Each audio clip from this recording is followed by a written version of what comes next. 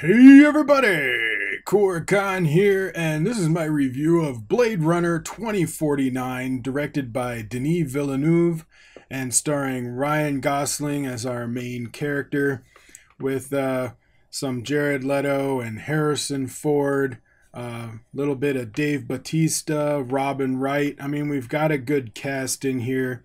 Ana de Armas, who you can see her in the poster. She does a great job as well.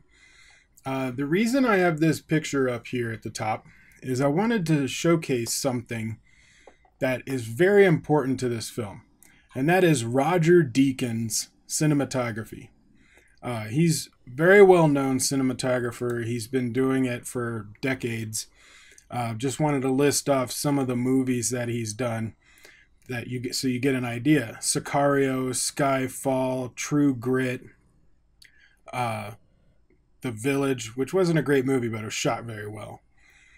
A Beautiful Mind, Oh Brother, Where Art Thou, Shawshank Redemption, The Secret Garden, which is a very small film, but I thought it was beautifully shot. He is a painter of light. Like in this sequence, you can see they have a water effect at the top, so it sprinkles this light all over the scene. And it was a beautiful scene. However, I saw it in 3D. Now, I normally don't watch movies in 3D, especially 2D conversions, because I think they lose something. But I had to see it in 3D because of the time slot that I needed to see the film. The only showing was in 3D. But if you look at a 3D glasses, you can see that there is a tint. So you see my face, normal tint at my mouth, and my face, it has like a darker tint to it. It's slight. It's not like wearing sunglasses, but it changes the color. Makes it feel a little bit more saturated. Everything is slightly darker, and the shades of color is different. Now, for a lot of movies, that doesn't matter. You're watching Fast and the Furious or some kind of action film, the colors don't matter as much. It's more of just the cool 3D effect, more of a gimmick of the 3D. But in a movie like this, the cinematography, the color, the lighting, the way Roger Deakins had constructed the look of the film with Denis Villeneuve is extremely important. So I highly, highly suggest do not watch this in 3D. I want to see it again in 2D so I can get the proper color and lighting experience, because I loved this film. I thought it was a great movie.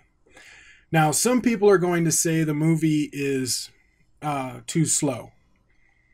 And I can kind of agree with them, except that every movie has a tempo. And inside the tempo, within scenes, you have pacing. So when we say like the pacing of the film is off in the middle, it's because like for an action film, the tempo is pretty quick throughout the entire movie. And you want a steady tempo, because when the audience gets used to a tempo, just like in music, they get used to that tempo, and they're waiting for things to happen, like when something gets into a headbang or the core of the song kicks in. The audience is expecting it, and they can't wait for it to happen. It helps build tension. It helps build like excitement and looking forward to something. So you need a consistent tempo. You have an action film with a quick tempo, and in the middle they get into some exposition and they slow this tempo down, and the pacing becomes off, and it pulls you out of the movie because now you have to reacclimate to this new tempo, and then they go back to the fast tempo again. So even if you have dialogue scenes or exposition, you want to keep the pacing of that dialogue equal to the tempo that you're doing. So if you're doing a fast action film, your exposition and your talking needs to be quick. Even if nothing is happening on screen, you want the speech and the way that they're saying things to go at the same tempo as the action sequences. So if you want your tempo of your exposition to be slower, you need to slow down your action sequences. You want that tempo to be the same. Blade Runner has a slow tempo. So the beats move like this. However, it's consistent throughout the entire film. And when they have their pacing in the scenes with exposition, dialogue, movements, the characters' travel time, everything, the pacing wise, moves perfectly within that tempo. So even though it's a bit slow, just like the first movie, you know that something is going to happen in a certain beat. Even if you don't know it consciously, you know it subconsciously. You can feel something is about to happen right before it happens. And in that mid-time, you're absorbing this gorgeous cinematography from Roger Deakins. So I highly suggest this movie. I loved it. I thought the story moved along. Although it moved at that slow tempo, there wasn't very much repeating of anything. Every scene was deliberate. Denis Villeneuve made sure that every sequence had a little bit of information that you needed so that you could follow along until you reach the climax of the film, and it's like a cherry on top. It was just a beautifully constructed film. I absolutely loved it. All of the performances were great. Even though some of the characters were stone or wooden, it was because that's what their character is supposed to be. Ryan Gosling is supposed to be less emotional because of his character. Just like Ana de Armas is supposed to be a little bit more emotional because of her character. Same with Jared Leto, and then Harrison Ford is playing the same character as he did in the first movie, so he's matching that emotional tone. So all of the acting, superb. This movie needs to win an Academy Award, needs to win an Oscar for cinematography. If it does not win for cinematography, I will be pissed. I don't really follow award shows. I think they're fixed. And very political. I don't really follow them.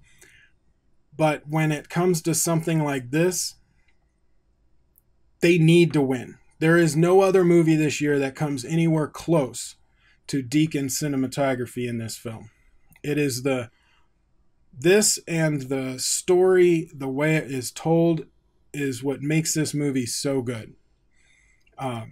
It looks amazing. You can't stop watching it. It didn't feel like 2 hours and 45 minutes. I loved it. So I'm going to give it an A+. I had a great time at this film. I'm just disappointed that I saw it in 3D. I wish I had seen it in 2D. I'm going to go see it again in 2D, but I wanted to get my review out there first. I didn't talk too much about the story because there's a lot of spoiler possibilities. So I just wanted to keep it to pretty much what the trailers gave you, and you need to go watch this movie. I swear you'll enjoy it. If you like the first movie, you'll absolutely love this one. If you enjoy cinematography, you'll absolutely love this movie. And if you enjoy the unwrapping of a storyline, even if it's just, a savored, slow unwrapping of a storyline, you'll love this movie.